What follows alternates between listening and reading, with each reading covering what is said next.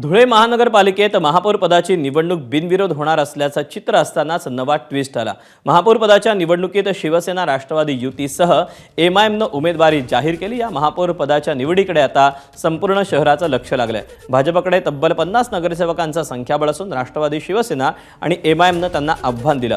भाजपमधील काही नगरसेवक आमच्या संपर्कात असल्याचा दावा शिवसेना राष्ट्रवादी युतीनं केला।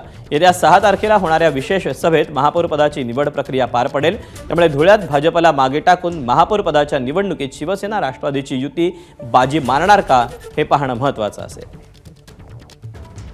महानगरपालिकेचा निकाल लागल्यानंतर राष्ट्रवादी काँग्रेस पार्टीला 8 आणि शिवसेनेला 5 त्या ठिकाणी नागरिकांनी कौल देऊन आमच्या त्या 13 जागा त्या ठिकाणी निवडून आणलेल्या आहेत। गेल्या 2-3 दिवसापूर्वी आम्ही विभागीय कार्यालयामध्ये आम्ही राष्ट्रवादी काँग्रेस पक्ष, शिवसेना पक्ष, शहर विकास आघाडी या नावाने आम्ही गटाची त्या ठिकाणी स्थापना केलेली आहे आणि धुळे महानगरपालिकेच्या सभागृहामध्ये सक्षम विरोधी पक्ष म्हणून त्या ठिकाणी शिवसेना आणि राष्ट्रवादीकडे हे धुळीकर जनता त्या ठिकाणी बघते आहे आणि सक्षम त्यांच्या कामकाजावर अंकुश ठेवण्यासाठी आम्ही विरोधी पक्ष हा त्या ठिकाणी देणार आहोत। एबीपी माझा, उघडा डोळे बघा नीट।